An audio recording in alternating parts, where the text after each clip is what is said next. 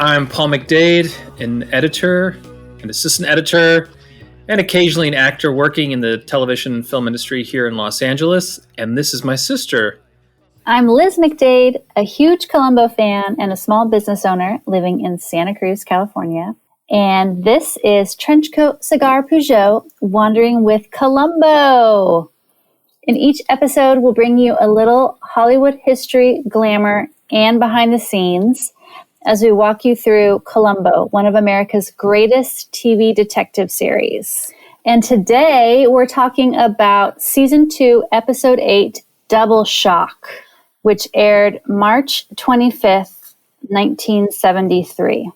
And we have a pretty yummy snack. Listener, you might recognize our snack. It is asparagus with hollandaise sauce. Mm-hmm. And our drink is a martini, which we'll chat about how we picked a martini this time, other than the fact that I love a good dirty martini. Me too. So, Paul, tell us about your asparagus. Yeah, the asparagus is just kind of blanched, and St. John, my wife, followed Martin Landau's instructions. Did she really? Or what Dexter? No, I'm just kidding. No, well, we have the whites or in the yolk, or just the yolks. Yeah, but it's kind of zesty. But it's really good. Yeah. What about you? So I have steamed asparagus, and it's perfect that we're recording this in April because it's definitely asparagus season. Or actually, it's May. It's asparagus season. And I love hollandaise sauce, but I decided to make a vegan hollandaise sauce because, you know, my kiddos and Elliot eat vegan. I am not a vegan, but I do eat a lot of vegan. Anyhow, it is, instead of eggs and butter, it's made with cashews and nutritional yeast. So that gives it like the sort of savory, rich flavors. And it's like blended together. The cashews are soaked and you blend it together with lemon juice and some spices, some seasoning. It's actually really, like, the kids really liked it. I really like it. It's definitely not hollandaise sauce, which I love. But for a vegan version, I would say it's pretty good. Yeah. Yeah, I've had different cashew stuff. Yeah, cashew is a great substitute for stuff. It is. It's pretty good. And then my martini is, I made it with Bombay Sapphire Gin and a little bit of vermouth. What kind of vermouth? Olive juice. Oh, I don't know. Oh, Liz. I so know. Sad. Sean, our brother Sean would be very disappointed in you. I know. It was just what was there on in the grocery store. He uses like the Molly something, like the cheapest. You know, Sean makes his own Tanqueray. You know, like his own. He has all kinds of stuff. Like infusions. Yeah. So I went to Gerlach's. This is a liquor store down the street that the kids get junk food at all the time. Oh yeah, I know that spot. So Lou, who's one of the owners, he gave a shout out to our brother Joe because he remembers Joe being swindled by my kids to take him there. But anyway, he recommended that I get the older gin since the show is older. Oh. So Tanqueray, I got the Tanqueray gin. Nice. Instead of a newer one, you know, like Botanist or something. Right. And then I got Martin and Rossi. Oh, okay, yeah. Extra dry vermouth, and then some olives. But as I was leaving, he said, "Just one more thing." No way. Did he really? Yeah, he was great. That's awesome. I thought he really was just like, "Oh, and one more thing," and then he just smiled at me. Oh, that's great. I love it. Yeah. Very cool. Cheers. Cheers, Paul. To Lou. To Lou. And to another episode. Mm-hmm. Yeah, so this one is a great one. Yeah, and we'll talk more about the drink and the snack choice because there were a couple of options for snacks in this episode. But let's turn to the segment we have, Smoke Signals, where we read letters from our listeners, like you, dear listener. Yeah. We love it when you write to us. Our email, in case you forget, is trenchcoatcigar@gmail.com. And we're also on Instagram @trenchcoatcigar, so you can message us, leave us a comment, or send us an email. and write to us about Columbo. We have this week's letter is a reflection on our last episode, which was The Most Dangerous Match. And we got a really nice letter from Mark in San Diego. And he was reflecting on what was happening in the world when this episode came out. And Bobby Fischer was very popular at the time, like we had chatted about. And this is what Mark has to share. Before his match with Spassky, hopefully I'm saying that right, Fischer had an incredible 20 straight game winning streak against the best grandmasters that has never been equaled before or since. It should also be noted that during his world championship match against Spassky, Fischer was alone with his preparation, while Spassky had numerous Soviet grandmasters assisting him. That's why Fischer used to say that he basically beat the whole Russian Federation. So thanks for that insight, Mark, and thanks for your kind words. We really appreciate it. Thanks, Mark. Yeah. And to everyone who's written us, we love hearing from you. Yeah.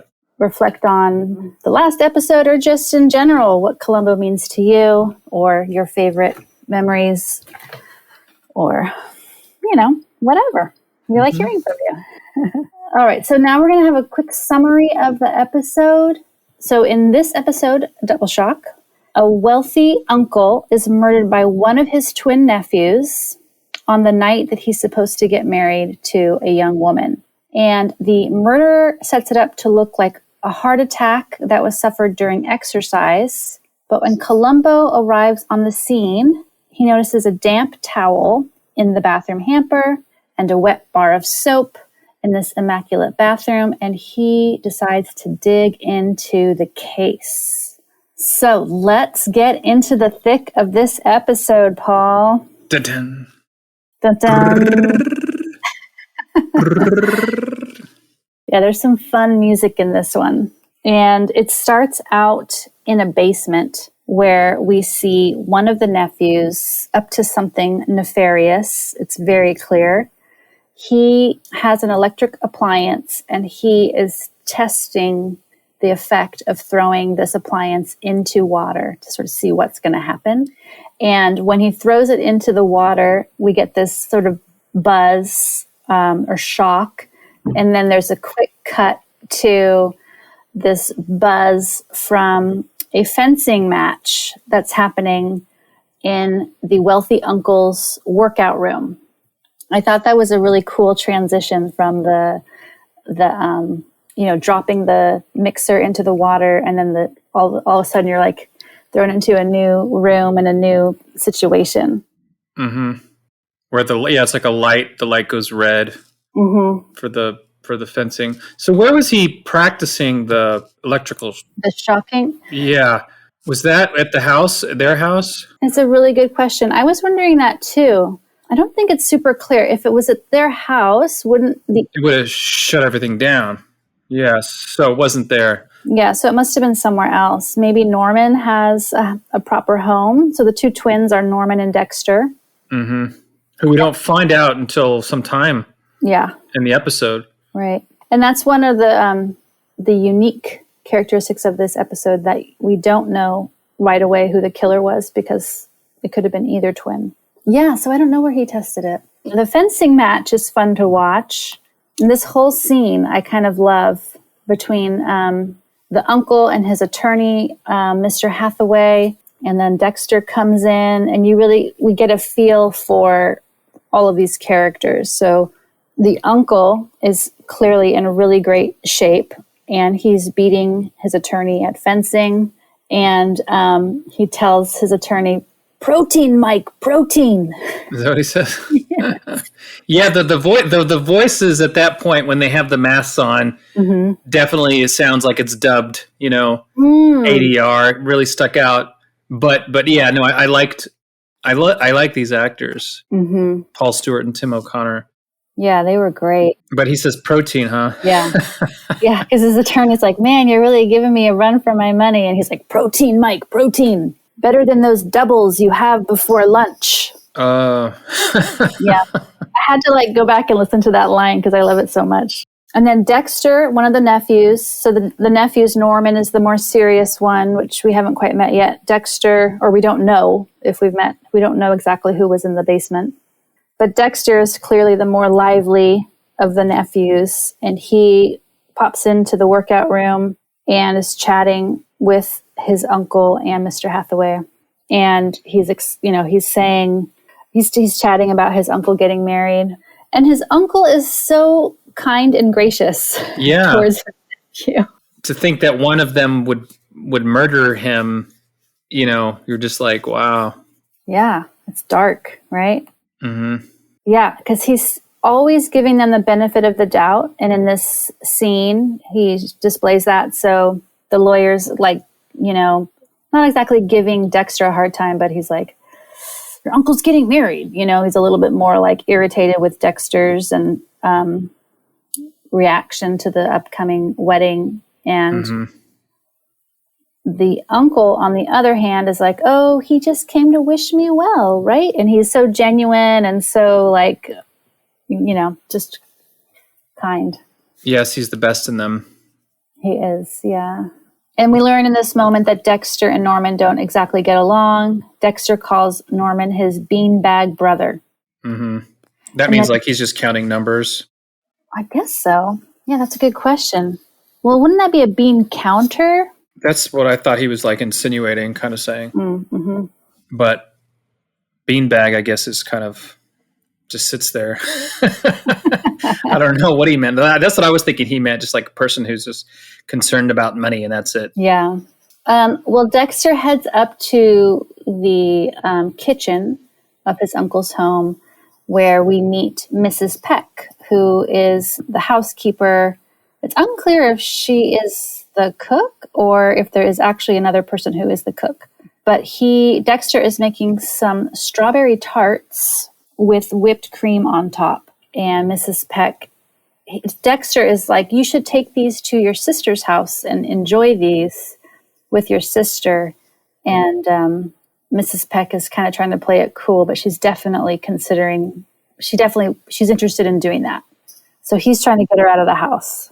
And Mrs. Peck is played by Jeanette Nolan. I didn't actually see a ton of information on her on IMDb, but she has been in more than 300 television shows. Yeah, or she had been during her lifetime. She was in Perry Mason, I Spy, MacGyver, Alfred Hitchcock Presents.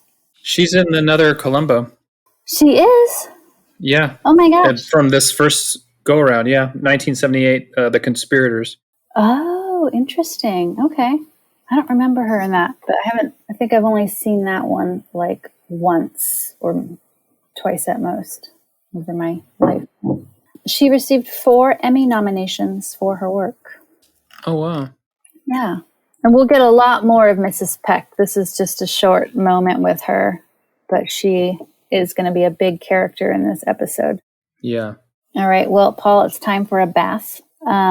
So Mr. Paris, the uncle, is heading up to take a bath, and Mrs. Dexter is heading to her apartment, or not apartment, but she has like her own little room in the house. And she's getting ready to go see her sister. She's like putting her jacket on, but she turns on the TV, or maybe the TV is already on. But there's a soap opera on the TV, and she immediately gets sucked into the soap opera. So she doesn't end up leaving because she's wants to watch this soap, which is hilarious. I don't know if you had any thoughts on the pretend soap opera on the TV. Oh, yeah. Yeah, I was wondering if they had taken some of this from Dr. Kildare or like if they were even referencing or just complete fiction, on their like no other area. But it was fun to watch. It's great to watch. Mark Singer, who plays the young doctor, he was in The Beastmaster, which was a movie I saw as a kid. He was in V, the TV series V. But The Beastmaster I always thought was like a great film. It's like one of my favorite films as a kid. But the weird thing about it is, I don't know if this was it's probably because of time constraints, because this director, Robert Butler, is a superb, I think one of the best TV directors. I haven't seen, I don't know if I saw any of his film. I did see one film he did, but it was I think it was made for TV for HBO. But the scenes of the soap opera, they're all close-ups of their faces. So you never see a medium shot or even where they're at. So my feeling is they had to put this together quickly. So if you notice when she watches the show, it's just close-ups of these different characters. And it looks like the same background each time the people are there. So it's kind of funny that way. I don't, it's funny that she's watching it because she gets sucked into it just like any person gets sucked into a show. But it adds to the humor of it for me. And I don't think it's intentional, although the dialogue is intentionally silly, I think. Yeah. So, yeah, it was a great addition to this episode. Yeah. I was thinking all that was intentional because it was like adding to the ridiculousness of the whole soap opera genre, like these weird angles up at their heads but I don't know. Yeah, you're right. Maybe they were just... You know what? You might be right. I saw there's an interview with Robert Butler, the director, on the Directors Guild site, the DGA. Really good. I've only watched pieces of it, but yeah, he's super smart director. He did a couple of Columbos, I believe. Yeah, he did one with the Mickey Spillane's going to be in. Oh, okay. I don't remember that one at all. It's a good one. Yeah. So yeah, you might be right. That may have been to add to the fun of it. It certainly works, in a like you said, sort of silly way. Yeah, but I mean, they probably also were pressed for time. Knowing this show, they probably were scrambling. But they have to, as the director, you have to think of all of these elements at the beginning of the day, which is the hardest thing to make sure this train is running. In the logistics of your whole day, where you're going to shoot, how much time you have, and Peter Falk at this point was in charge of everything. He was the man, right? And so they definitely went over, time wise, for sure. Well, okay, so Mrs. Peck is watching this silly soap. Meanwhile, the uncle of the nephews is taking a bath, and one of his nephews, it appears to be Dexter, walks in on his uncle in the bath, and then again, his uncle is so gracious. Like, hey, you're getting this for me? He's like, oh. Well, I'm not particularly like appliances, but thank you. Yeah. He's not struck by how odd it is that he just. What if he is? Walks if he in, is struck, he doesn't show it. He's just and it's believable. That guy's a really good actor. Yeah. Did you? I don't know. I did not look him up. Did you look him up, Paul? Yeah, I did. I saw a fantastic film that a lot of people. It's called Kiss Me Deadly. It's actually Mickey Spillane. Oh, okay. Who I just mentioned is going to be in the next Columbo that Robert Butler directs. Scorsese called Kiss Me Deadly the pinnacle of the film noir, and a lot of people have taken scenes from that film. It's an old black and white film. It's kind of a low budget, or maybe it was a decent budget for the time, but it is great. Like, it opens up with Cloris Leachman wandering this road at night. It's a black and white film, and this car is screeching along, and she's trying to get people to stop, and I think she just has like an overcoat, like a Columbo overcoat, nothing underneath. So it's a real stark film. And Paul Stewart plays Clifford Paris, the uncle, played by Paul Stewart. He plays a gangster.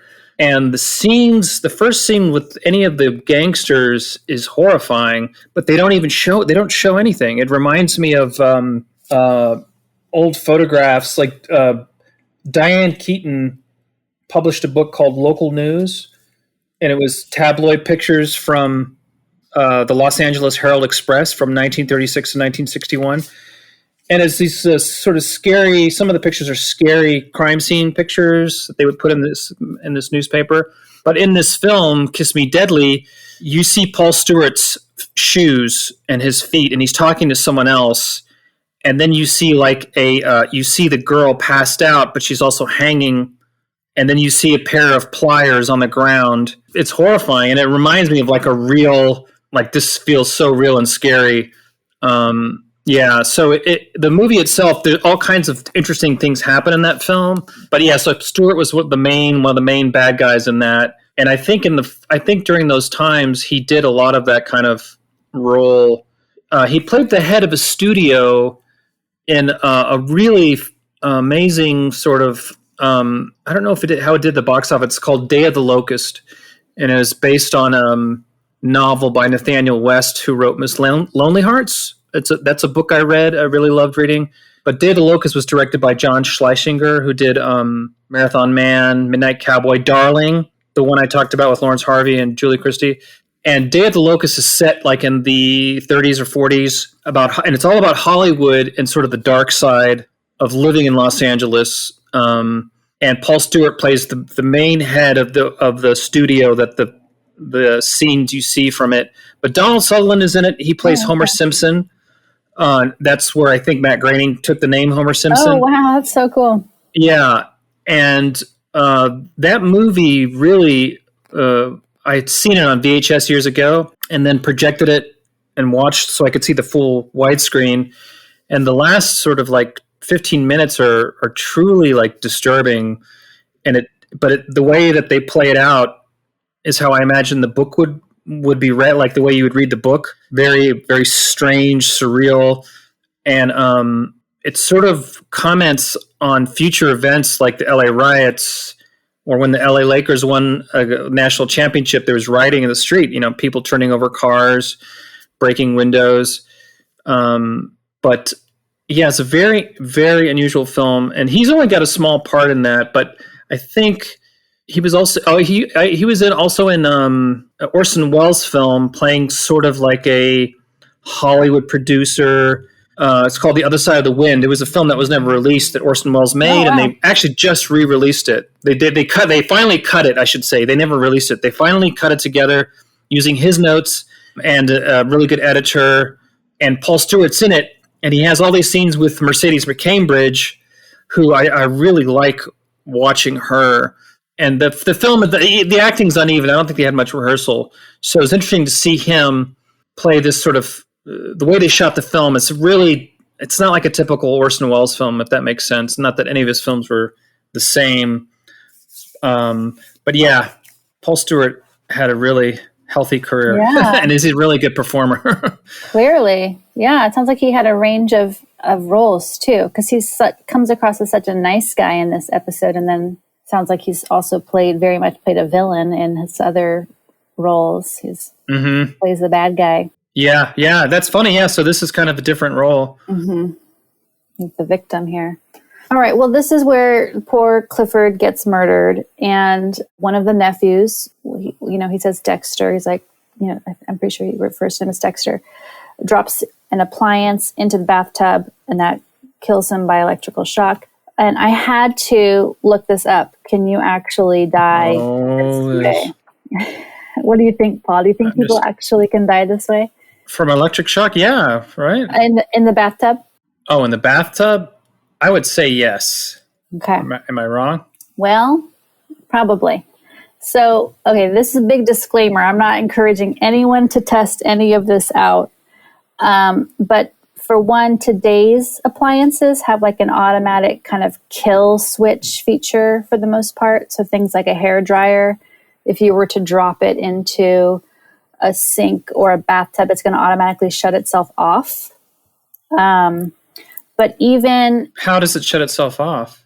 It just has like an automatic safety feature that does that.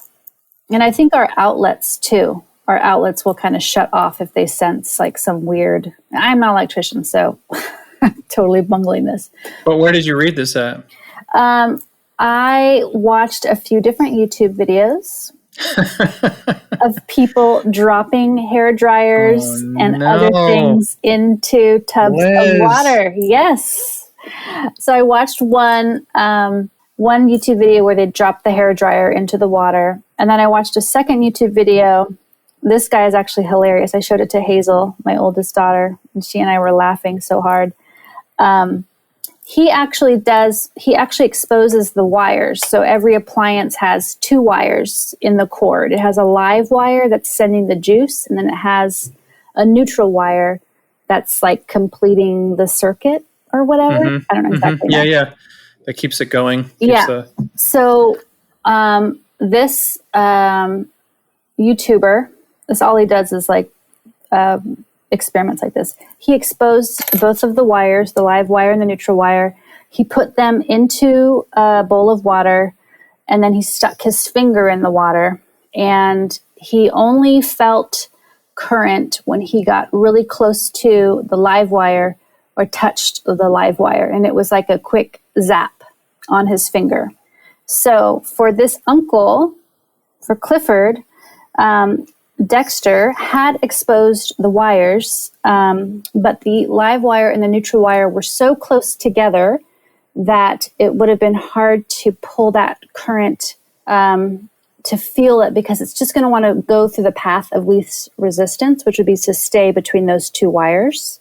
The guy who did the YouTube video where he finally felt some current, he felt more current when he spread the wires apart, so the current would travel to him before it went to the other wire. But if you have those two wires side by side, it's going to be hard to get that current to go anywhere. And even if Clifford's like big toe touched that wire, it would have just been like a zap. So, I mean, is that appliances always have been that way, or just like now? Yeah, that's just the way electricity works. Because this guy was just doing like just two wires. Like he pulled away the rubber, the no safety cutoff feature.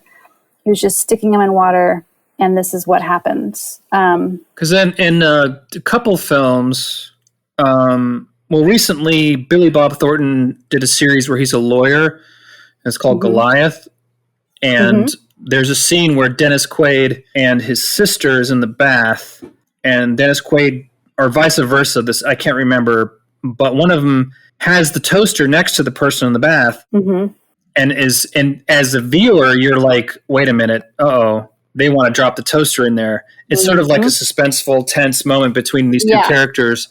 I can't remember what happens, and then in the movie Syriana, which was written by, who did Syriana? Syriana was I thought, a really good film. George Clooney plays a CIA agent. Oh, Stephen Gaghan, Gaghan, saw it in theater. Really, really great cast of films. But Matt Damon's son is in a pool, and he's electrocuted in the pool. Oh, I remember this. And I think what happens is a light underneath the pool cracks. There's some sort of charge that happens. I can't remember, and his son dies. So I wonder, are they getting it wrong too then? It's just Hollywood. Just complete Hollywood. Again, big disclaimer, I'm not encouraging anyone to attempt any of this. Please do not attempt this. But from what I found online, that current is not going to want to travel through that water unless these conditions are super specific. So with lightning, that's something completely different? Well, I will say salt water will conduct more of that charge. And lightning is different. I did not research lightning. Liz, come on. My apologies. Please send all hate mail to Paul McDade at gmail.com. I didn't look up lightning. But so basically this is the appliance or some kind of faulty wire in a pool. It's really unlikely to do anything. Yeah, and I don't remember the Syriana, I remember that movie. The actual, conduit of the charge. Yeah. I just remember that it was a very well edited and played out scene. Yeah. So the YouTube video, I think the guy's YouTube channel is Electro Boom. And you can see that he has to place his finger almost in contact with the live wire, with the neutral wire far away, in order to feel that charge. So the water does not want to conduct that electricity unless you pour a bunch of salt in it. But even the level of salt that's in the ocean is probably not going to make it super conductive. But a bathtub that's not full of salt is not a very conductive environment. So, but let's overlook that. This poor guy dies by electrocution. And we don't quite see what happens, right? So in the next scene, we're going to meet the bride. And Lisa Chambers, played by Julie Newmar, pulls up to the home in a cab. By the way, I looked up Julie Newmar, Paul. She is still alive. Mm-hmm. She had an active career until 2017. So like, in her late 70s or maybe even early 80s. And she has a blog. I'm not sure how active it is. It looked like the last entry was last year sometime, but people are interested in her. Julie Newmar, you can look her up on IMDb, and then you can get linked out to her own website where she has a blog. Oh, cool. Yeah, she, the director, Robert Butler, he directed some of the Batman episodes, and that was what she played Catwoman and Catwoman. And that's what she was still doing, the voice of Catwoman in like 2017. Yeah, I think I loved all the performances in this episode, and she was great. I mean, she was so solid, like to me, in all these scenes. Mm-hmm. Yeah, I agree. I thought she was awesome. She was super convincing. So she pulls up to the home. She's wearing this really wide white headband. It almost looks like a turban, but she's got her long, beautiful hair flowing out the back. She's wearing a blue plaid sport coat, white wide leg trousers, and a blouse. And she's very youthful, very playful. Mm-hmm. And she tells Mrs. Peck, "Oh, don't worry, I'll go find him. It's not like we're children." But then she acts. Oh yeah, because she's like, she's in the bath. Or getting. What does she say? I forget. Something like he might not quite be dressed. Mm-hmm. She's like, we're not children. Yeah, but we know. Like snapping her fingers and like kicking her heels. Which makes Mrs. Peck, jealous, don't you think? Yeah. Right? Yeah, and I think it also drives her a little crazy because this person is a little bit of a wild card, Mm-hmm. Oh, right. She's unpredictable. Yeah, so Mrs. Peck is not thrilled. But, we could have mentioned that earlier. There's an earlier moment between her and Dexter where she shares she's not thrilled about this impending marriage because she's just so young. Yeah, St. John loved this house, by the way, the doors and the hallways, and she was just like, oh my gosh. I'm going to talk about the house. It is quite a gem. Just wait, Paul, wait. Anyhow, this poor Lisa Chambers, played by Julie Newmar, finds Clifford dead in the gym. He's wearing workout clothes. He's sprawled over his exercise bike. And at first she's like, Clifford? And then she realizes that he's dead. And it's a little dark. So now Columbo's on the scene. And he shows up to the home. He's clearly very tired. He's like yawning. Barely keep his eyes open. And who's the cops, like Burkowski or something? Oh, the cops. I don't know the sergeant's name. He says his name. You can actually see but I love that he gave him a name, that he had a name. Burkowski, I forget. Oh, right. The guy who he's like just briefly chats with. Yeah, the officer. Yeah. And he's like, I've been there too. I know what you mean. Yeah. Yeah, I like that moment. Well, Columbo's trying to get information, but he's dropping cigar ash on the floor in the gym, and Mrs. Peck loses it. I think she says, "You must live in a pigsty," or something. Yeah. She is awesome. She just friggin' comes out. Yeah. To Columbo. Yeah, I was really surprised. I've seen this episode. I just didn't remember I haven't really seen that kind of reaction before, and sort of like calling him out the way he looks, just like with the sort of anger she has behind it. Mm-hmm. I love it. Yeah, I mean, it's great. And at the same time, it's a little hard to watch, right? Because she's so hard on him. She's she's very convincing, and she's very angry.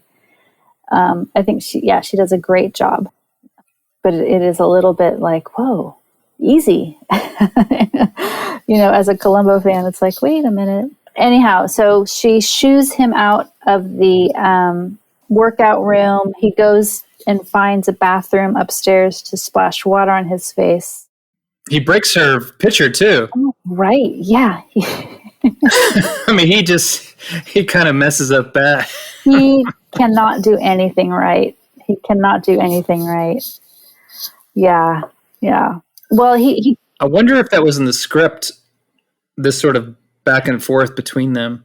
Yeah, I know. I wonder, it'd be cool to know how much of that was improvised. It's such a solid thing throughout the episode. Yeah. I mean, it is like quite a dynamic between the two of them. And Columbo's trying to communicate with her about that. Mm-hmm. It's not just a back and forth thing. They actually, he apologizes. Then there's one moment that later on where he's like, I understand, how you must think there's some real dimension to it. Yeah. Yeah. I really like that moment later on where he's like, I'm sorry, I'm really messy and I can't help it. Mm-hmm. But I'm just trying to find out who killed the man you worked for 30 years. And yeah, it's actually a really sweet moment. Because, she wants her place to be spick and span. This is her domain.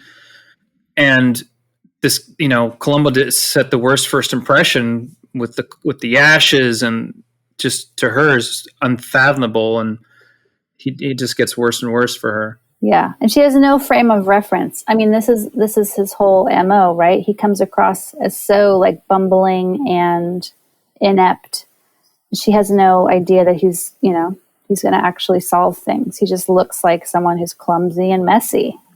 Mm-hmm. So, why would she give him the benefit of the doubt for, all the bother he's causing her? Yeah. All right. Well, let's go to the bathroom, Paul. Columbo. That's what Columbo says to the brothers. I love that line so much. I need a Columbo T-shirt with that line, which I'll get to when we get there. I just want to appreciate it, and this will lead me into the whole appreciation of this home. This is like a chartreuse green bathroom, like floor to ceiling, in this very 70s shade of green. And I don't know if you noticed the faucets on the sink. I think some kind of animal, like a snake or a lion or something, is the faucet. Yeah, I think it's a fish. St. John pointed that out to me. And I couldn't tell on, like, I projected it when I watched it, and then I watched it on a smaller screen with St. John, but I didn't quite see the detail like I can see now, just being straight up close on my iMac computer. Yeah. But it looks like it's a fish of sorts, but not 100%. And then along the bathtub are some like weird glass chalices with like green liquid and red liquid. It's just a really awesome room. And this scene, this is one of those classic Columbo scenes that I love so much. Like, reminds me of the episode Blueprint for Murder, where it's just like Columbo standing in line at the permitting office, and it's like quiet, it's like, this is that moment. It's not that long, but he's in the bathroom. He's like just trying to wake up. He picks up the bar of soap and he like wipes it under his armpit. That's something I would do. Full disclosure. Yeah. I mean, if I didn't have a towel, I'd probably wash my hand. Right. But I, occasionally I'm like, well, it smells good. So yeah, I can just put it here while, I'm going to wash the shirt eventually. So. Well, that's good to know. So Columbo's not alone. But it's just it's really funny. He's just in there. He's just kind of thinking. And when he walks off, he turns out the light and walks out. The smoke around him travels. It's so cool looking. Oh, I didn't notice I never noticed it until just now. Yeah, especially that final round door that he goes through. You can see like this cloud of smoke around his head. That's cool. I wonder who the camera person was. Harry Wolf, who was super established. Mm-hmm. Okay, well, I just looked up this house. I have to share a little bit about this house. I bet our dear listener will recognize this house. It's called the Enchanted Hill.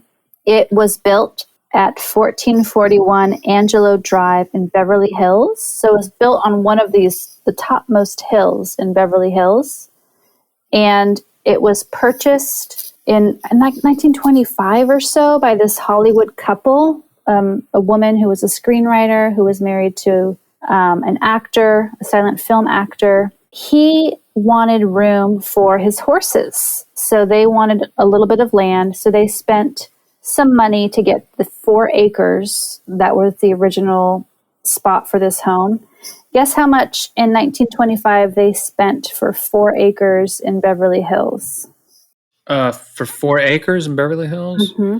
$120,000? $6,000. $6,000? Yeah. Okay, so 4 acres, $6,000, and that was going to be enough room for the horses. Well, how much is $6,000 now? Oh, I didn't do the math. See, Liz? 65 million, maybe? No, I'm just kidding. Oh my gosh, it's so funny you pulled that number out of the air. I was going to say out of your butt. Because that number does come up. So they paid $6,000 in around 1920 something. They kept buying more land until they had 120 acres, Paul. That is a lot of land. They hired an architect named Walter Neff to build the Spanish-style home that is called the Enchanted Hill. The home was huge. It had a main house. It had at least one guest house. It had... Let me stop you. Sorry. Yeah. So this house isn't here anymore? It's not. And I'm going to tell you what happened. I'm going to tell you the sad story of the Enchanted Hill. Oh. So it was a beautiful, beautiful Spanish-style home, guest house, stables, main house, pool. There might have been like a caretaker house. I don't know the exact square footage of living space, but I'm sure it was massive. It was an estate. Then, sadly, the original owners, the actor and his screenwriter wife, the actor passed away from tetanus when he was only 38. Oh, wow. So she sold the house to an oil business, person, oil person. And that person owned it for a while. And I think there might have only been one other sale, or that might have been the sale that then in 1997, it was purchased by Paul Allen, the co-founder of Microsoft. He purchased the homes and the 120 acres for $20 million, which was a good chunk of change, but probably, I don't know, it kind of seems like a bargain for all those houses and all those acres in Beverly Hills. Anyhow, this guy tore the whole thing down. He bought it. He just bulldozed the whole thing. And then that lot it's still undeveloped since 1997. Nothing on it. Paul Allen was going to build, a dream estate. He got really sick with cancer, passed away in 2018. So he sat on that land for 11 years, but I don't know how many of those years he was really sick. So who knows? His trustees, whoever inherited from him, his kids, I guess, tried to sell the land in 2018, and they kept having to lower the price until they finally just sold it this past December 2021 for $65 million. So that is, and it's not clear who bought it. It's whoever bought it has remained private or anonymous or whatever. But that is the sad story of the Enchanted Hill. It has appeared in 2 other Columbos and tons of other shows like Dynasty. So it'll come up for us again when we watch Identity Crisis and Fade into Murder. Yeah, there's some really great old pictures on paradiseleased.wordpress.com. Oh, cool. Of the original. The original. House. Yeah. Yeah, it was gorgeous. Wow, it was so beautiful. Yeah, it's so sad to tear something down and then not do anything with the land. Yeah. Wow. So they were Fred Thompson and Marion Davies, or not Marion Davies, Frances Marion were a couple. Yeah, they were the couple who purchased the land and hired the architect and built that beautiful estate. Was she an actress and he was an actor? She was a screenwriter. She was a famous screenwriter, and he was an actor. Yeah. So interesting. I know, right? And they were happily married, and then he passed away very suddenly from tetanus. What's interesting about this episode, you're saying that this couple had this, really cool place. So Jeanette Nolan, Mrs. Peck, Mrs. Peck, her and her husband did a lot of movies together, playing husband and wife, like on the Love Boat, or I watched Cloak and Dagger. Mm-hmm. Let's see, her husband's name was you'd probably recognize him. Let's see, yeah, they met in radio. John McIntyre. Yeah, John McIntyre. He was in Psycho. And she did this voice of the mother in Psycho, just the screams. And he was like one of the main characters in Psycho. But they were a husband and wife in Cloak and Dagger. And Dabney Coleman, who plays Murray in this, is in that as well. Playing dual roles as well. Oh, wow. Weird. And what's interesting is that Martin Landau and his wife, Barbara Bain, did a lot, or his ex-wife, her ex-husband, did a lot of, they did Mission Impossible together and Space 1999 together as well. So many. So it's a lot of interesting kind of things. Yeah. That's so cool. Yeah, I forgot to mention, Dabney Coleman is his name Murray? Is that what you said, Paul? Mm-hmm. Detective Murray. Yeah, I remember when I watched this for the first time, or second time, I was like, wait a minute, I recognize this guy, Dabney Coleman. And he's great. He's already got that like little character thing going on with chewing the gum, and I noticed sarcastic, and like he's already showing like what a performer. Yes. The skills. Totally. Yeah, he was good.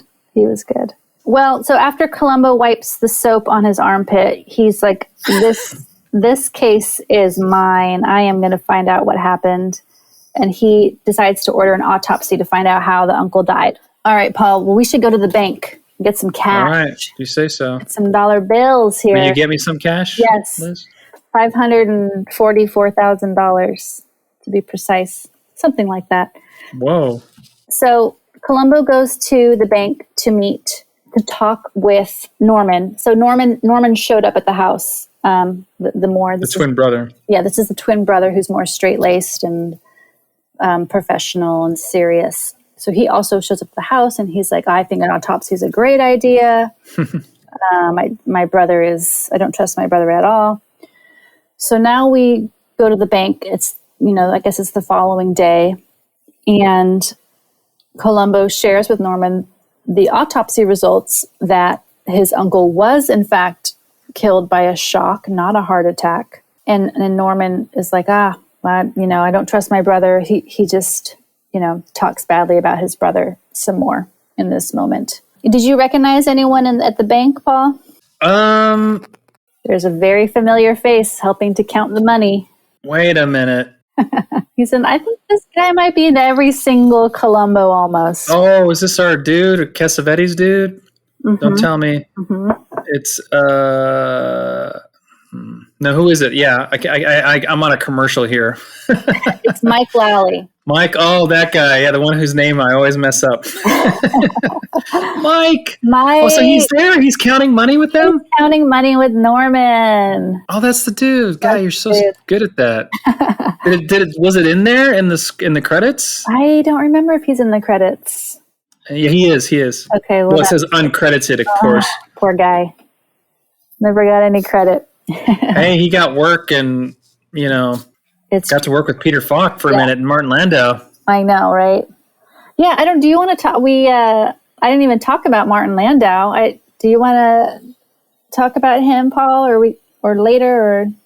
I love Martin Landau. I mean, he taught at the Actors Studio out here. He's helped get it going basically before getting Lee Strasberg's approval to do it. He just got it going. And I watched a movie called Alone in the Dark that I'd always seen clips of, and it's one that he probably is not proud of. Maybe that he probably said, I had to do stupid films, or I don't know if I don't think he ever said that, but I did read somewhere where he said something about doing some of the films he had to do, to earn a living. But I think Crimes and Misdemeanors. Well, actually, Space 1999, the series he did with his wife after Mission Impossible, they shot in London, and they had separate campers, to go to work. So I guess to focus on their own work. They have 2 daughters who actually are in the film business. But in Space, as a kid, I remember, I don't think we could see it when we lived in Germany. Like, I remember it wasn't on the American broadcast, whatever. It wasn't AFN, because the AFN was for radio, I think. AFN radio. Or maybe there's just, I'm trying to think of, because we had like one channel in Munich that had, American English speaking stuff. Everything else was German. We had several German channels, which were still fun to watch. But I don't know how. I know we didn't have Space 1999, or if we did, it was a time that I didn't know about. But I remember seeing clips somewhere, and it was so different to me and so surreal that it was like a work of art, like a movie. It was like a movie to me when I would see clips of it.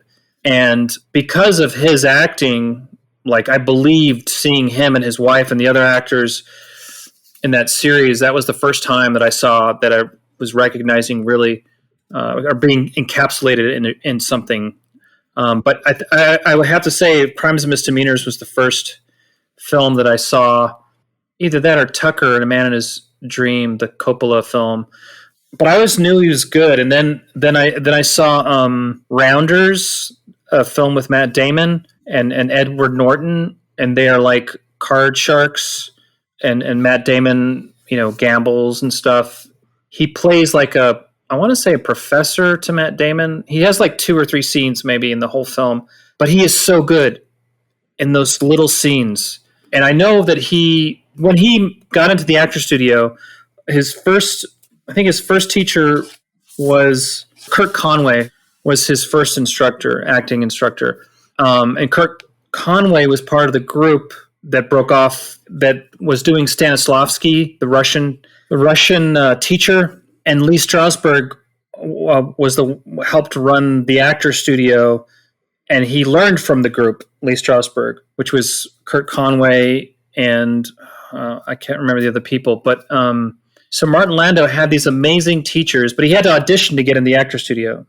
And I think he said there was like 1,000 people who auditioned that year. Whoa. And that was the 50s, I think. Oh my gosh. And 2 people got in, him and Steve McQueen. Oh my gosh. 2 people. 2 people. Wow. And I saw a recent interview with, Martin, rest in peace, passed on, but an interview with him on the SAG-AFTRA Foundation. And he was saying, I don't know why more people don't come and audition at the actor studio. And they probably should have more people, because I've never met anybody who was. I met one girl actually who was trying to get in, and I've mentioned before on our show, our podcast. So it's not easy. Is one of my point. Yeah. And the discipline, the exercises, because when you get in the actor studio, I believe you don't have to pay anything. You're just in, and you have this group of artists, and that's what you do when you're not working. Or with your family, is you can come there and continually learn. Right. And that's something that I want to return to as well. Acting classes, because I always enjoy them. Yeah. And I don't think you ever stop learning anything, Right. I found an interview with Barbara Bain, who was in the actor studio, but she had lots of different teachers. His wife, she's still doing dancing classes. Oh, cool. And this was an interview with her from, I think, last year. Oh, wow. Good for her. Yeah. So, but Martin, he's just another level of acting. Watch Rounders if you haven't seen that one. It's a good film. That's a really good film. Or even Crimes and Misdemeanors. Woody Allen said that Martin Landau was the only actor who ever read the lines like he imagined. Oh, wow. And it's because he's from Brooklyn. He grew up in Brooklyn, probably. And so that character he plays is not unlike this character. Dexter? Yeah. In a way, he's not as vicious, but he helps the murder get committed in Crimes and Misdemeanors. But yeah, I love Martin Landau. I love watching his work. Yeah. Yeah, he was so fun to watch. He was so good. Yeah, so as Norman, he's so believable. He's so serious. And then as Dexter, he's so believable. He's just, like this other personality. I watched They Call Me Mr. Tibbs. It's him and Sidney Poitier. And they filmed it came out in 1970. And again, his character's so different. Like the role that he played, so different than, even though there's a lot of similarities between the character's actions in some ways. I don't want to give anything away with that film, but he was really good in that film too. But he was different. It was like he plays like a radical kind of preacher trying to get this prop pushed forward in San Francisco in the 70s, and he's accused of a murder, and he's friends with Sidney Poitier, who's the lieutenant. And the final scenes with him and Poitier, it's like a 10-minute scene in a church. Really stellar acting between both of them. And you watch Sidney Poitier, and Gordon Douglas directed that film. The last 10 minutes of that film for acting, really cool to watch, because I don't know what Sidney Poitier's background is for the school of, how he learned to perform. Yeah. It's such a good matching and very weird and different. So, yeah, Martin Landau. Yeah.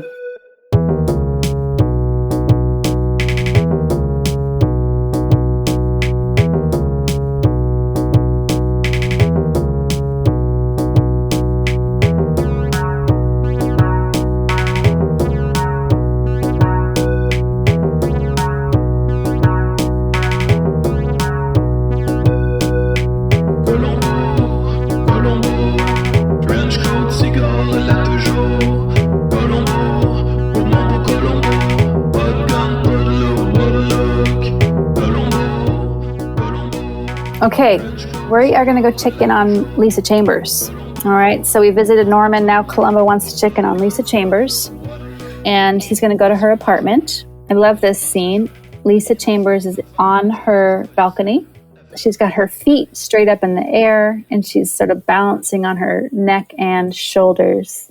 And she's like, come on in, I'm over here. She's dressed kind of like a ballerina, but I guess this is like how she exercises in this like leotard and black tights. That seems kind of common, right? At the time? Yeah, I think it might be of the time, what people would wear. So the location, I love to find out where these things are filmed. IMDb has 2 locations for her apartment, and one of them is the exterior, and it's 4401 Los Feliz Boulevard.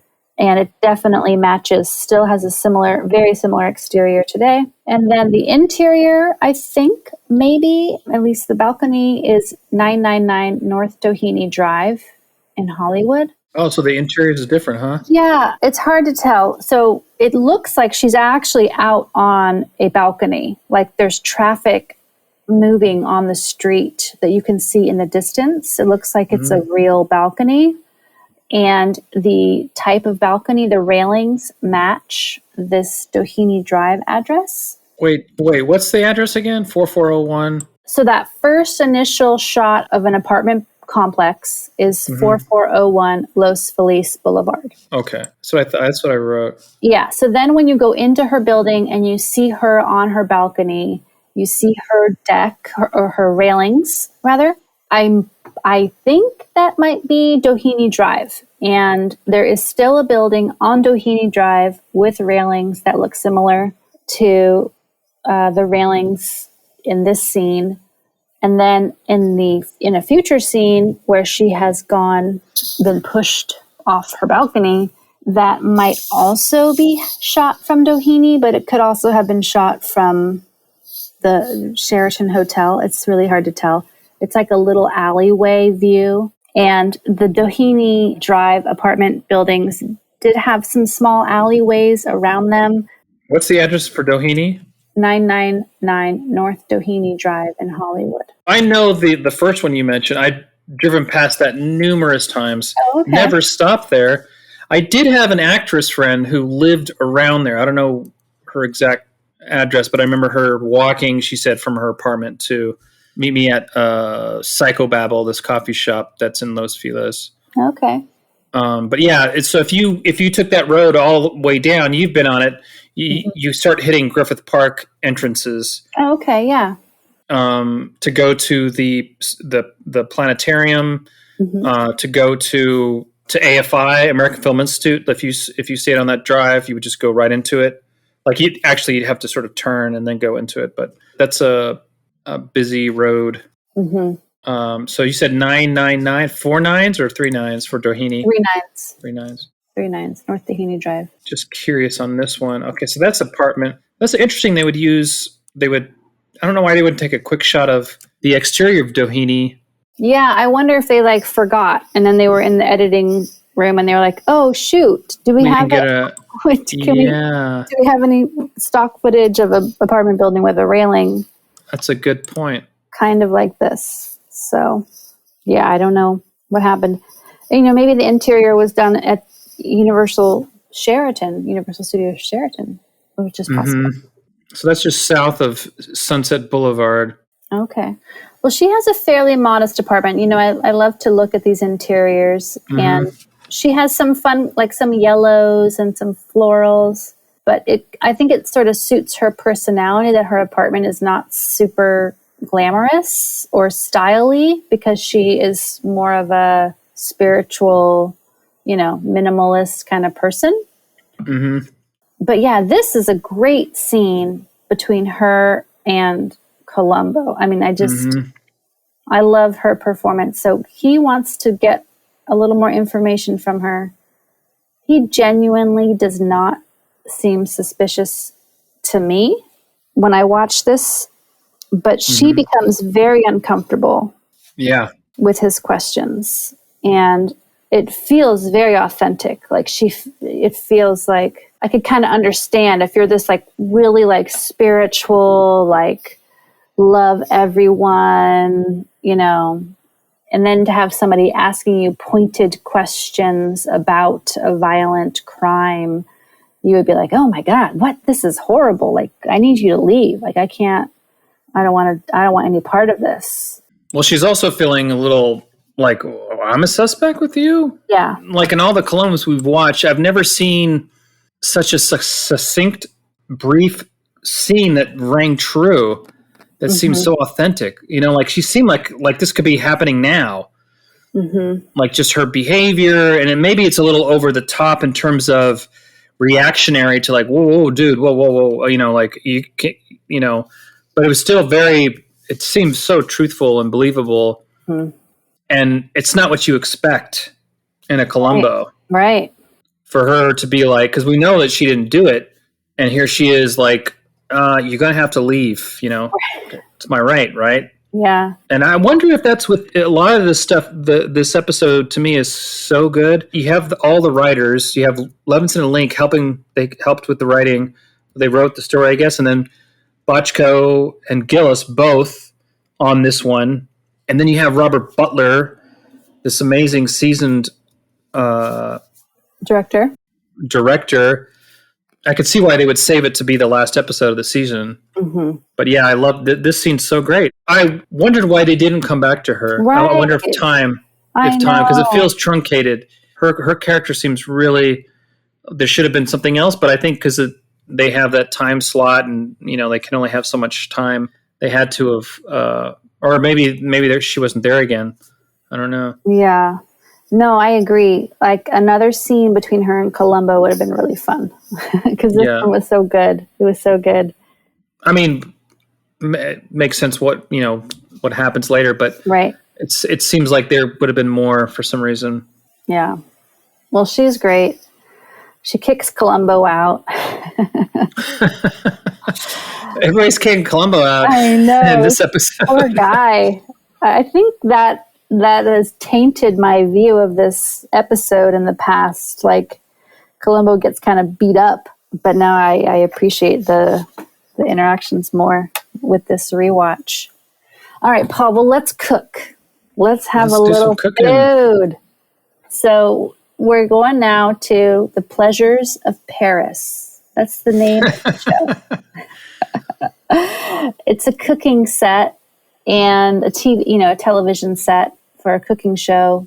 It's got Dexter Paris there, and the set is all pastels, like pinks pinks and yellows and blues.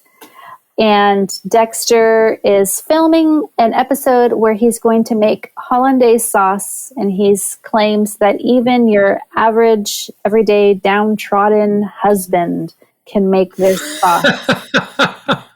That's what he calls Columbo. That's so funny. It's great. So he calls Columbo up. He's like, here we have our average, everyday, downtrodden husband. Come on up. And he's going to teach Columbo how to make a hollandaise sauce. And I love this scene between the two of them. Peter Falk feels very genuinely uncomfortable, although I'm sure, this is like where he shines. But he does such a good job of acting nervous and uncomfortable. So he's on the set, and Dexter calls him to the stage to help make a meal. He does not want to go. He does not want to get in front of the cameras, but he gets up there, and then he's really, really nervous. And every time Dexter tries to kind of turn to him and get him to engage and chit chat, all he says is, oh,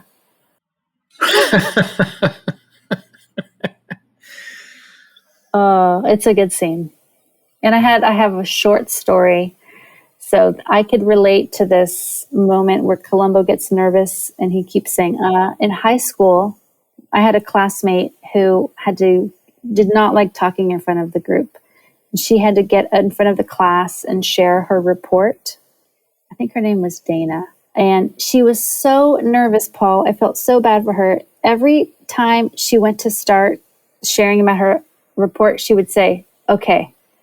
And she kept saying okay over and over again. And the class started giggling, and then that made her more nervous. And so she would say it again, and then the class would giggle. And then eventually we were all laughing with her, kind of, I hope. But it was exactly what Columbo was doing here. Like, he gets really nervous and he can't think of what to say. So he just says, and then he does start to participate a little bit. But I don't know. It was fun. Yeah. It was a fun. When I was in college, I was helping program films. I had a committee with me, and we would pick films for the unit to play on campus. But a friend of mine had a DJ show, and he wanted to interview me about the stuff that we were bringing, and to get me to speak into the microphone. And, it was so hard for me to like utter something into that microphone, but I had no choice. But I knew Carl Ottolaro, who's probably still DJing in I don't know where, maybe Birmingham, Alabama still, I'm not sure, but he was a guy from New York City who came to the University of Alabama, and it's really interesting, cool dude. I totally understand that.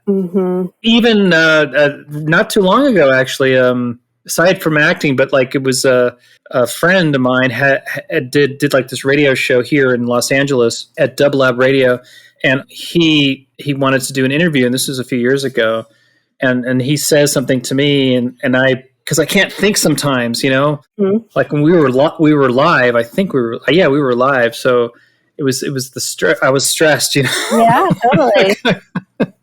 It's nerve-wracking. So yeah, David Koenig, the writer, say something about this. He said that this was improvised, I think. Oh, I meant to look at the book, and I was going to do that today, and I ran out of time.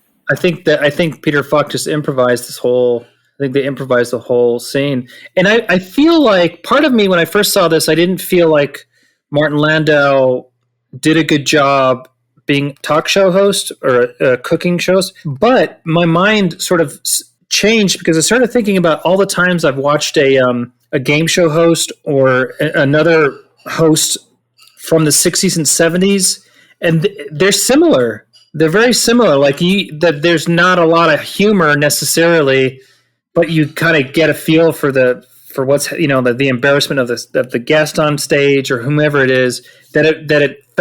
It actually feels real for the time. Who was the bad guy in Columbo with he was the art critic, framing. What was the name of that episode? Framing was the episode. Yeah. There was another murderous nephew named.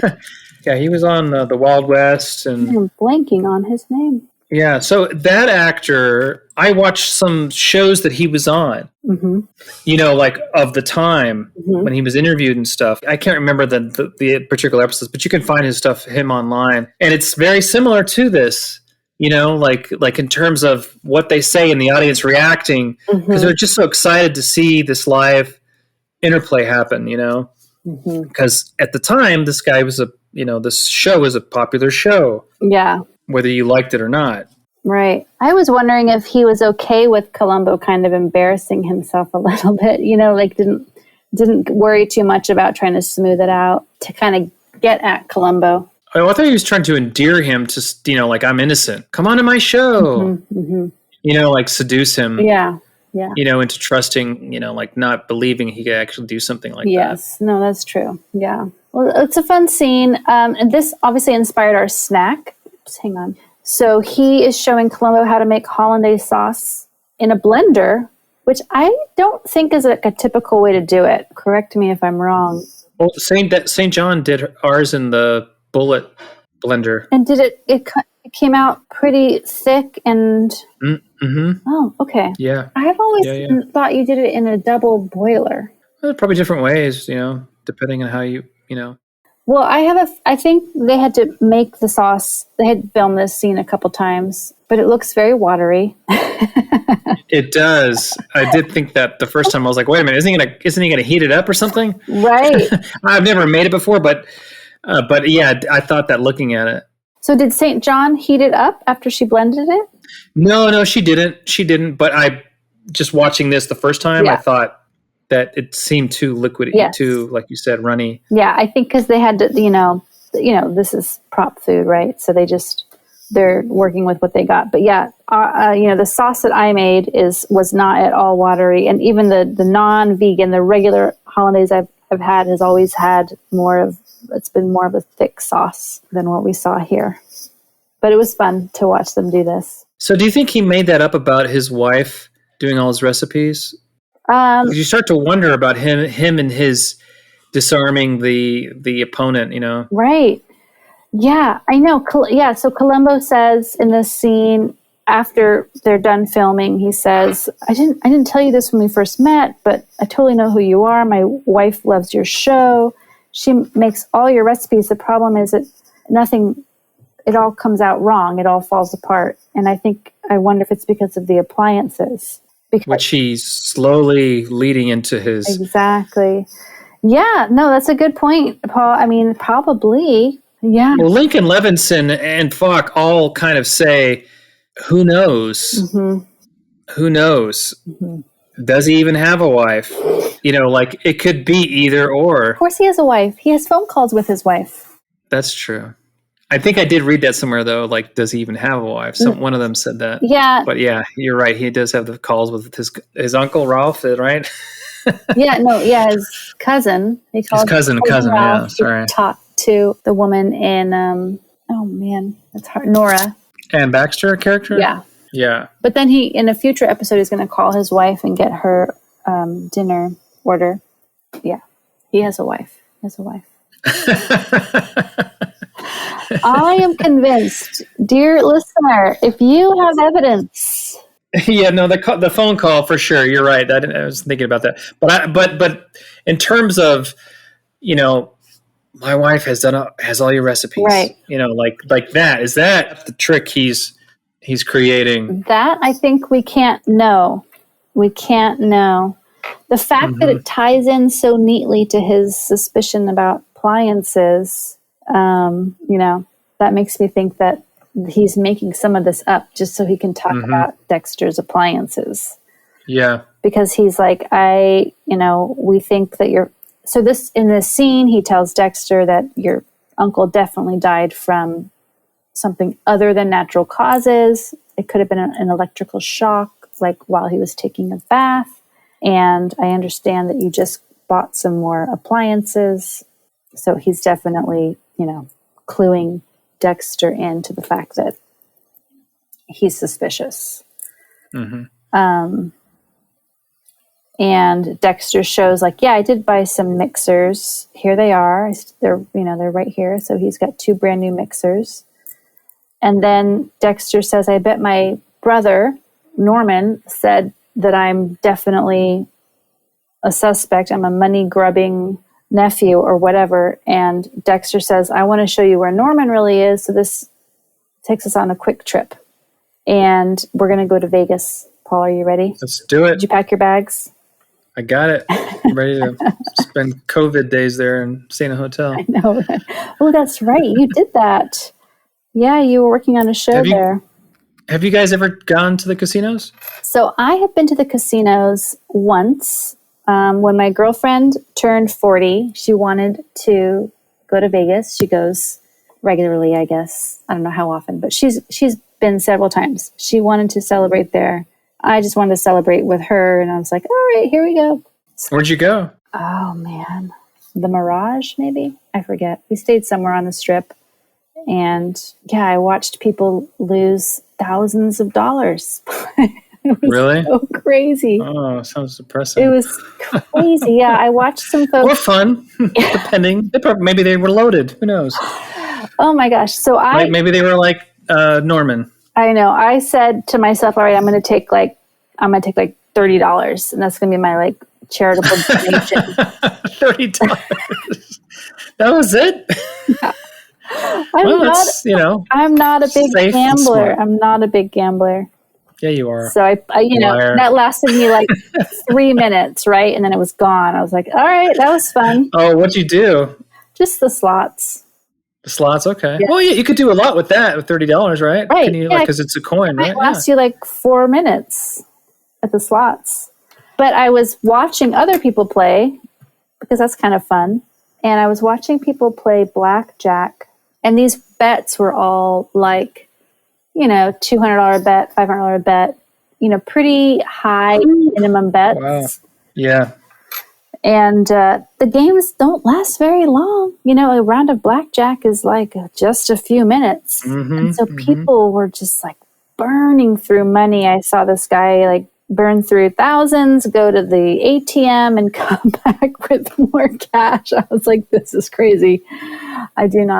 It is not my thing. My bank account was cleaned out by someone in Vegas. No way. Yeah. Several years ago. Paul, I'm sorry. That's crazy. Yeah. Do you mean you? Spice. Well, I have the best alibi. I was in a prison doing a performance. It was, I wasn't in prison, okay.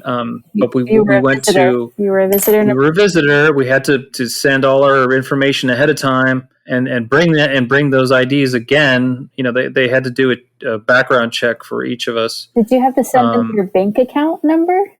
What I'm saying is that I was in a prison at the time that money was being cleaned out in Vegas. But yeah, no, the bank was able to.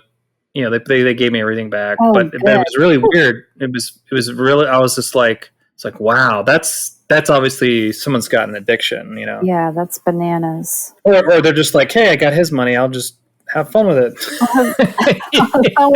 This will last me 30 minutes. Yeah, no, and it's not like I have a lot of money. It's just like, wow. I was like, it was pretty shocking to me, but then we got it figured out really quickly. So. Yeah, I mean, it doesn't matter how much money you have; it's just gone. I guess people occasionally win, but usually you. One of my old video production bosses in Alabama, she and her boyfriend would always go to Vegas, and they would always go to Tunica, Mississippi, on a riverboat. Mm-hmm. And there's a card game you can do. She would always do this card game. She would tell me that. The dealer has two decks, like these two decks he or she pulls from, and you say the left deck is going to be more, or the right deck is going to be more, or it's going to be even. So you have 1 of 3 shots at being right, and she always did that. So you had and she always did okay. And her boyfriend, who was I really like this guy, he's really cool. He would gamble all night and eventually win sometimes. They showed me pictures of him and his big check, that he got from the slots. Oh, okay. But they spent a lot. They spent a lot of money. But that's actually how the business stayed afloat. She told me.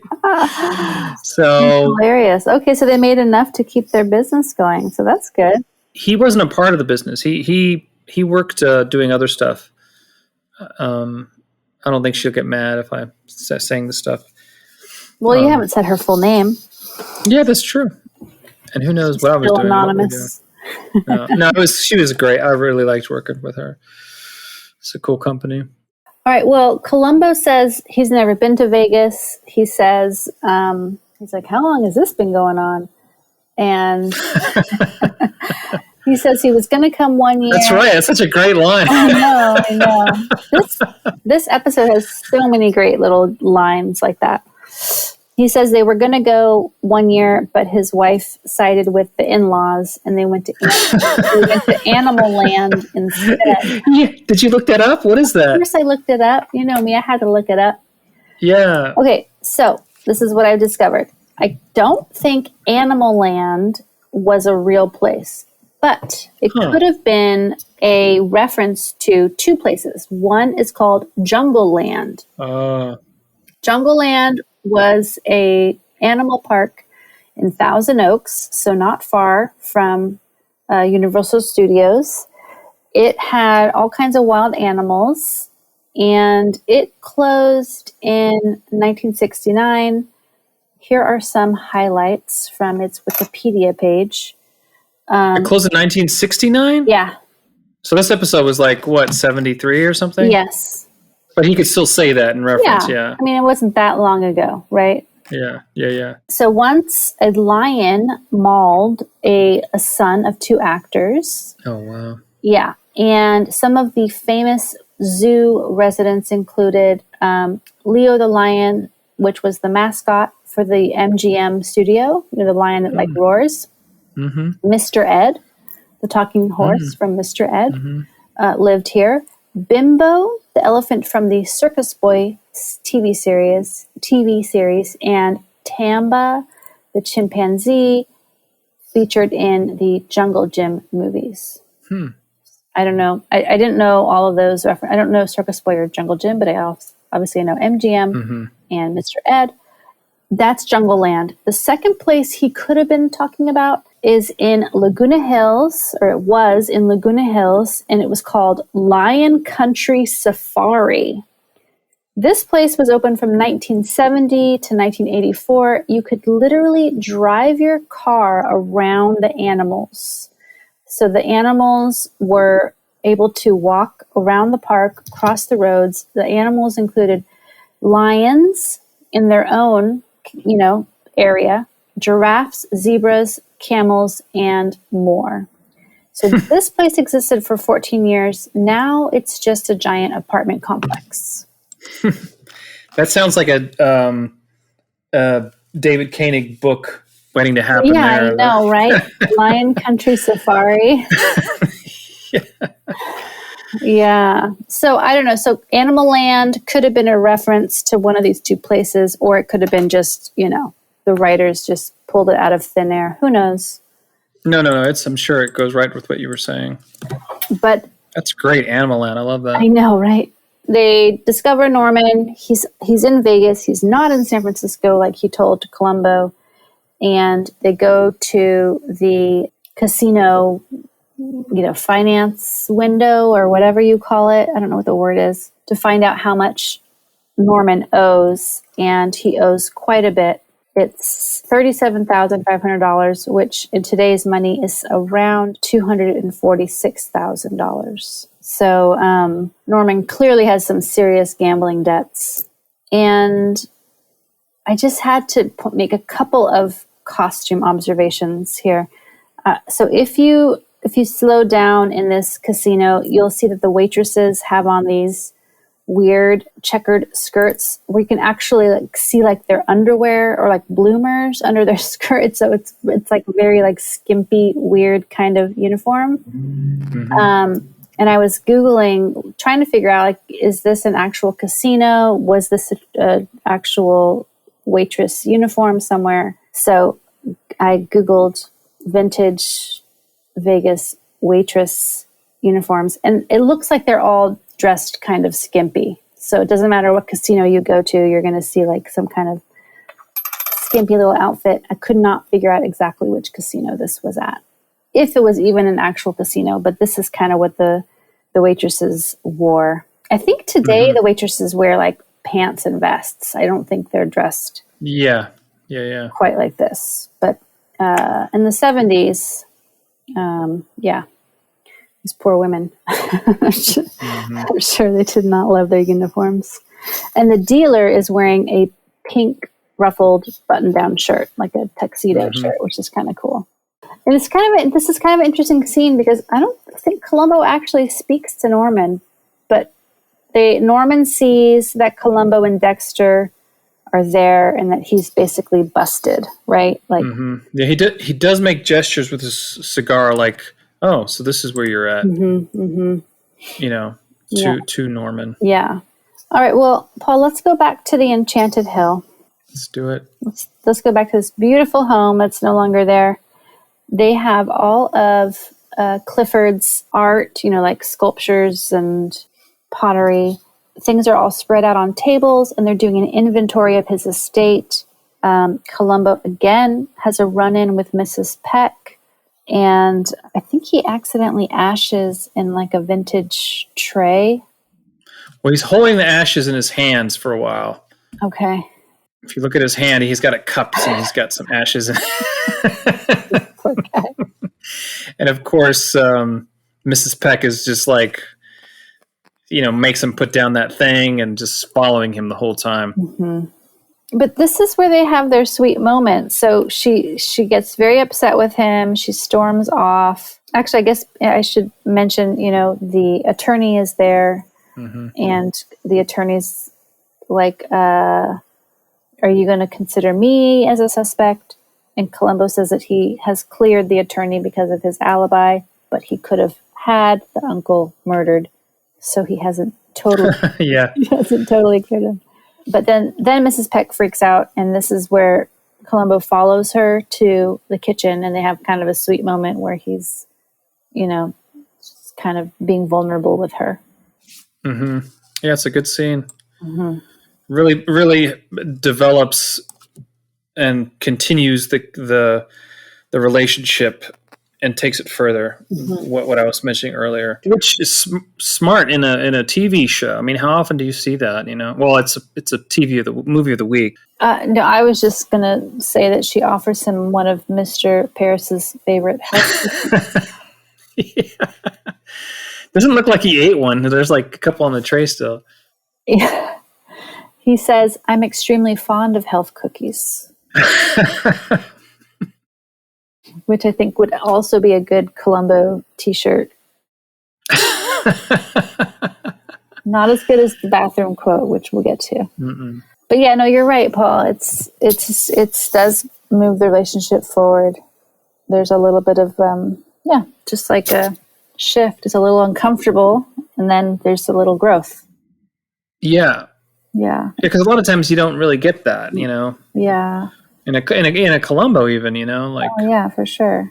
All right, so they have their moment, and as they're sharing health cookies, he learns about her television shutting out. And this is going to be a very big clue, obviously, because clearly something happened with the power, and it did not last for long. I think she said it was like 15 seconds.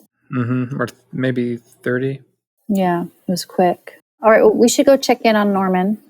And Norman is in his home, and he's talking with Hathaway, the attorney. And Norman learns this. I think this is what they would call, what is the word? Like a third act shift or something. They use that. Is that the phrase, Paul? Like when something sort of like a new development that happens, like as the show goes on. That makes sense to me, but yeah, I don't know the exact, but yeah, definitely a shift. Yeah, so I think in the story. Yeah, Koenig writes about that in his book. How the writers would often have like a new twist that would show up near the end.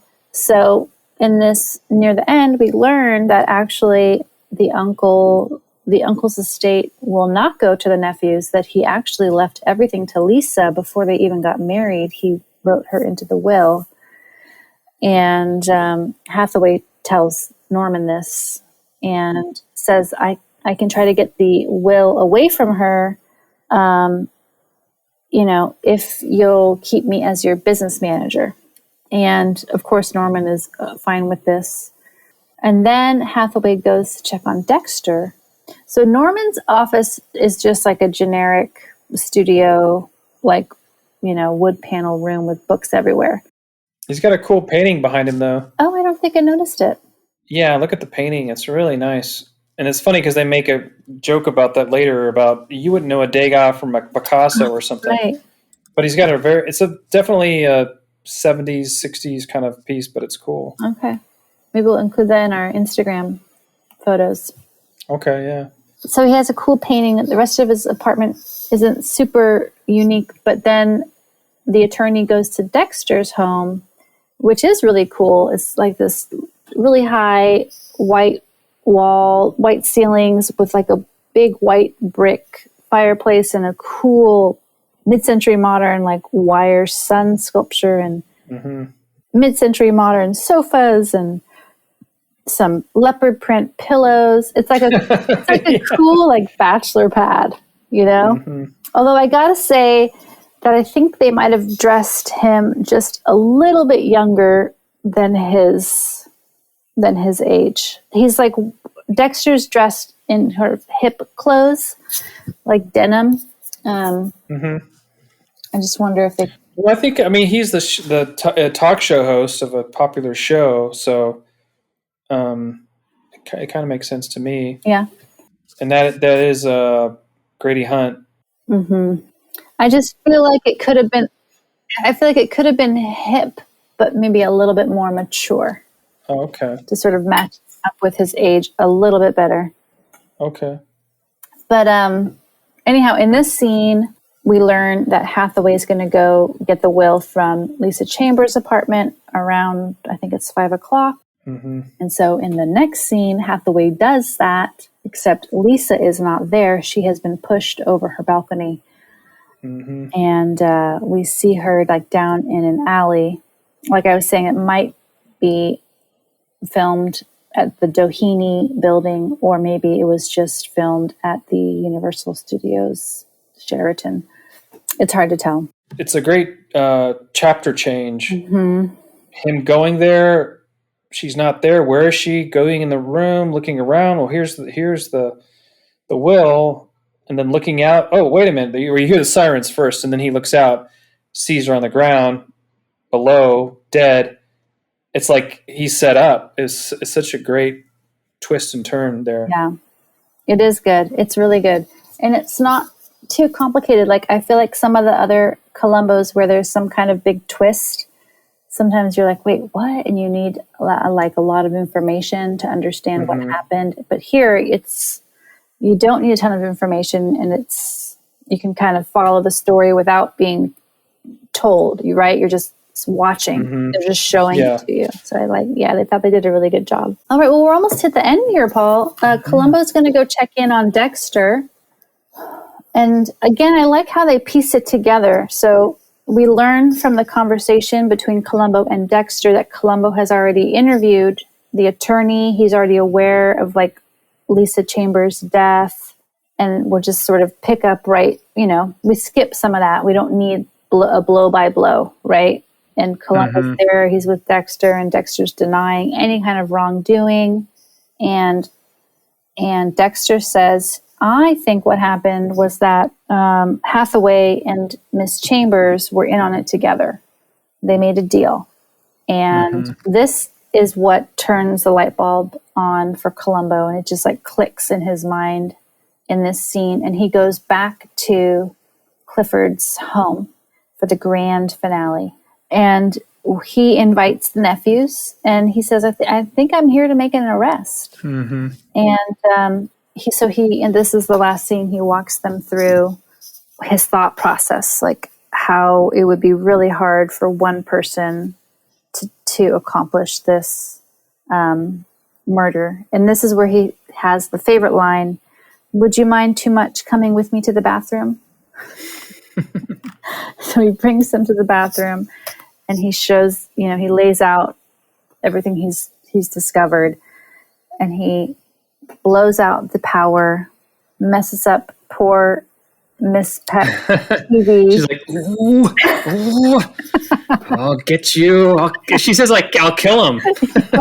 She's so angry. Poor Mrs. Peck. She's been pretty tortured here in this episode. That's her show, man. I know. He's ruining her show. The doctors are just trying to save lives. So Columbo takes them all down to the basement and explains the last little pieces of information that sort of put it together for him that, if one person committed this murder, it would have taken them much longer to come down to the basement and replace the circuit breaker that got blown out by the shock. So because the time for the TV to come back on, it was too short. And I can't remember which twin, but one of the twins starts to break. Is it Norman? It's Norman. Yeah. Yeah. And this is another great performance by Martin Landau. Like having to do both those roles. And he's so Norman starts to break and then Dexter's like, stop it, shut up or something. I can't remember exactly what he says. Yeah. Yeah. Norman starts to tear up and just like, he's like, well, why pretend? Or like, it's obvious, isn't it? I just put a Skittle in my mouth and I realized it's super loud. Yeah.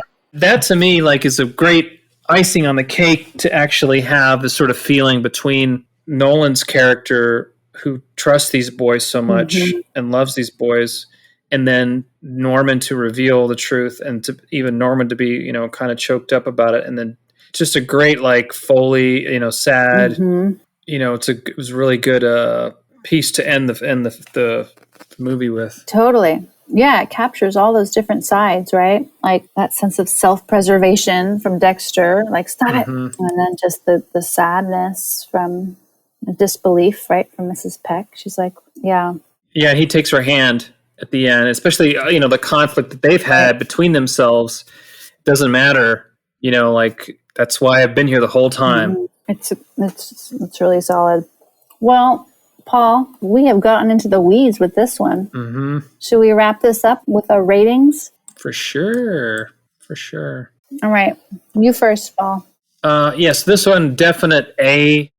Nice. I'd say like out of a 10, it'd be like 9.5 or 9.4. Really high. Yeah, I just love the Jeanette Nolan and Martin Landau. From the beginning to the end, Dabney Coleman, Julie Newmar. The only scene that's my least favorite probably was going to Vegas, but it was necessary and it was interesting to watch. But there's so much good stuff happening. I think because you're watching so much of the playing, and there's nothing really developing. It's just sort of like, okay, he's got an addiction, right. I don't know how long you need to stay on that. Like it just seemed like it would stay on a little bit too long.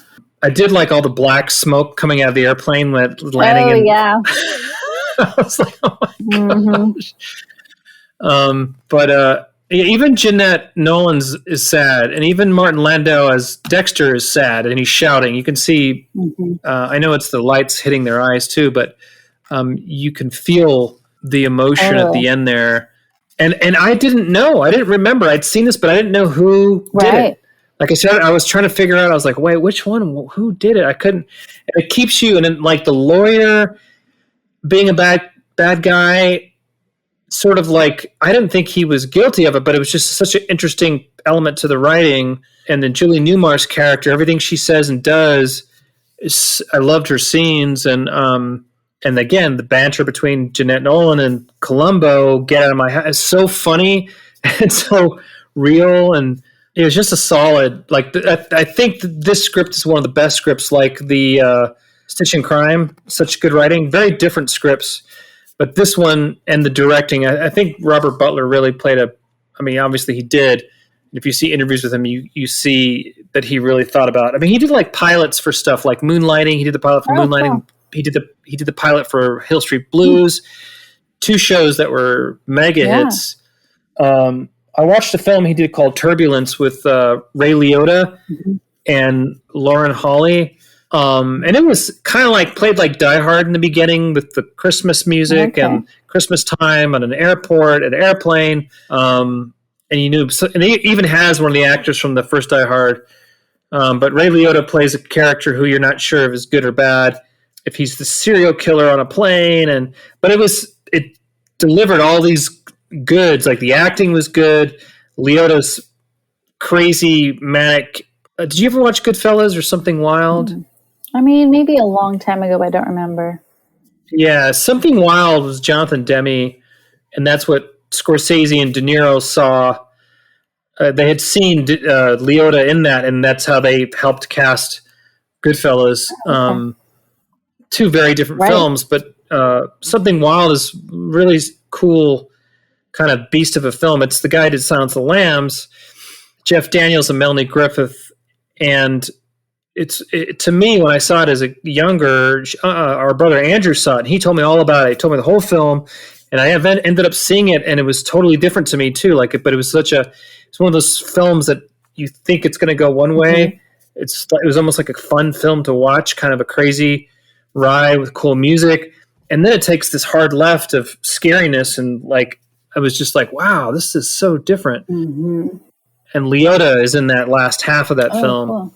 And he's in this movie that Robert Butler did called Turbulence, and it was a pretty good show for I think it was made for HBO. I got it at the library. Oh, nice! It's a killer ride. I would probably like that. It has all the things. I like those. Yeah, a lot of good acting in it. There are very few characters in the film, but So what would you give it? Yeah, I would have to give it like a pretty high score, maybe like a 9 out of 10. Yeah. And I would go, I mean, the acting is amazing. The writing is wonderful. The story is great. The only things that I like more of are the big parties, obviously. Mm-hmm. The glamour. That's not what Columbo's about. The glamour, the costumes. So I would like a little more of that. But also, I was talking with Elliot a little bit about this last night. I also really appreciate when there are shots that are sort of more out in the world. And this one, a lot of it was filmed like in a room, like 2 people in a room. And so we don't get to like cruise around LA as much and see as much of like vintage LA. So I do really like those kinds of like, they're at a big party, or they're in the park, or they're just driving through the streets. So I like that. I think it just gives a little more color. So, but all that being said, I thought this was a really excellent episode. And it's funny because it took rewatching it to really appreciate it, because I'd never really been sucked into it before. I don't know why. I mean, I guess those other reasons I just mentioned, but like rewatching it, I was like, oh man, this is a really good episode. Like all the acting, there's all these amazing lines that I want on a t-shirt, and it's like, Yeah, I was afraid that my recollection of this episode was like, this one's going to be okay. Like, and I didn't remember any of it. I didn't remember the fencing. I remembered the way they killed him, and that was about it. I didn't remember the twin brothers. I'm like, wow, where's my brain? It's a good one. Yeah, really, really fantastic. Yeah. I wanted to find out more about the John McCarthy Jr. He was the set decorator. Because I was just trying to think of what do you do, and there's a lot of props in this one. With the objects that the guy owns, and then each room you're in, like the tiger that Norman has. I don't know, you didn't mention that he has like a ceramic tiger on his desk. Wait, is that Norman or Dexter? Norman has that. Norman has it. Yeah. Oh, okay. Yes. I remember seeing that, but I don't remember which room. Yeah, and then all the workout equipment. There's like all kinds of interesting stuff in the gym. Yeah, but I started to watch a film that he had did. You can watch it free on Vimeo that John McCarthy Jr., the set decorator, did. And it was a really cool film. It's called Colossus: The Forbin Project. It reminded me of War Games, that film. Anyway, that I didn't get too far in that, me wanting to research that kind of stuff. But So you ready for some I'm ready. true false stuff here? Quiz me. Okay, here we go. The show that Martin Landau used to do with his wife, not Mission Impossible, but the second one, Space 1999, his character's name was Commander David John Koenig. What? No, it's false. What is? Is it true? It was John Koenig, not David. Phew. Yes. All right. That's one. One in my favor. 1 out of 3. Let's see. What you got, Paul? So Mission Impossible, Martin Landau's character's name, the original character's name was Martin Land. No way. You're smiling way too big right now. That was way too close to his real name. I know, right? That's so weird. It's false. I'm going to say that's false. Am I right? It's true.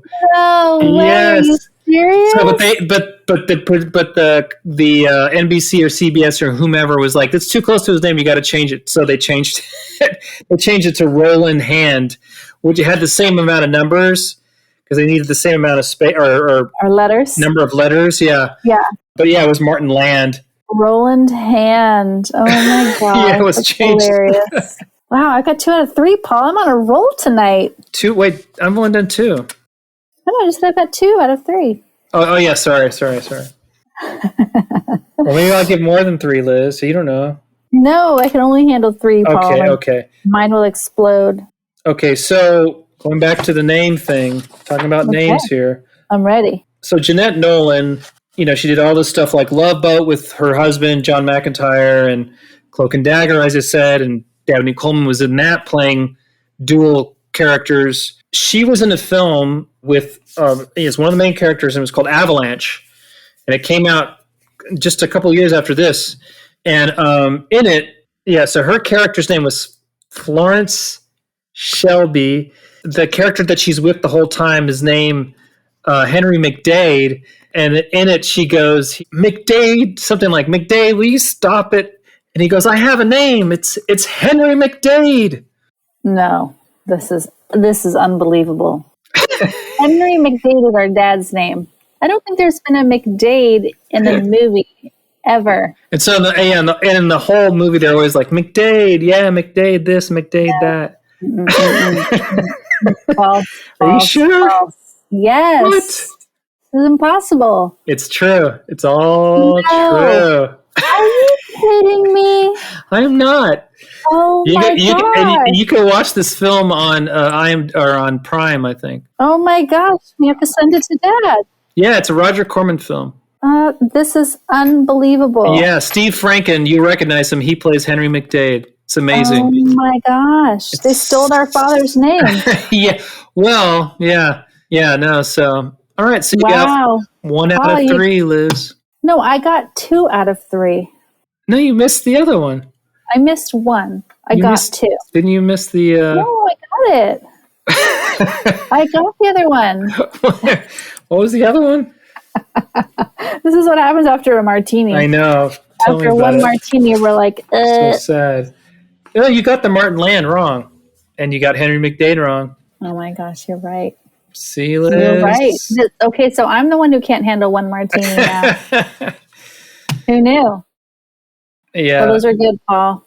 Those were good. The name, man. The name will get you. Yeah. But yeah, no, what a great episode. Hope you guys liked that episode. If you haven't seen Double Shock, I thought it was pretty cool. Pretty rad. Check it out. Tell us what you think of it. Mm-hmm. So what's next? So that finishes season 2. That's it for season 2. We are going into my all-time favorite season, Paul. Really? Uh-oh. Yes, awesome. Season 3. I am so excited. Season 3 is like the soundtrack to my life. Okay, cool. I can't wait. Okay. Yeah, it's going to be great. All right. Well, let's say thank you to Maxime Gervais. Maxime. Our theme song, Columbo. And this podcast is edited by John Warenas. Thank you so much, John. Thank you very much, John.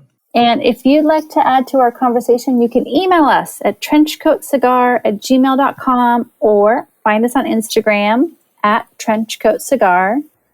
Also, if you could give our podcast a rating and a review wherever you listen, that really helps our show and helps more Columbo fans find our podcast. Paul, just one more thing. What, Liz? Thanks for listening. Woohoo! Woo! Columbo, French coat, cigare, là toujours. Columbo, pour mon beau Columbo, pas de gun, pas de look, what a look. Columbo, French coat, cigare, là toujours. Columbo, pour mon beau Columbo, pas de gun, pas de look, what a look. Passion meurtrière, folie passagère, rien à foutre devant l'expertise policière. T'avais un plan sans faille, pensez à chaque détail. L'inspecteur Columbo pensera toujours en dehors.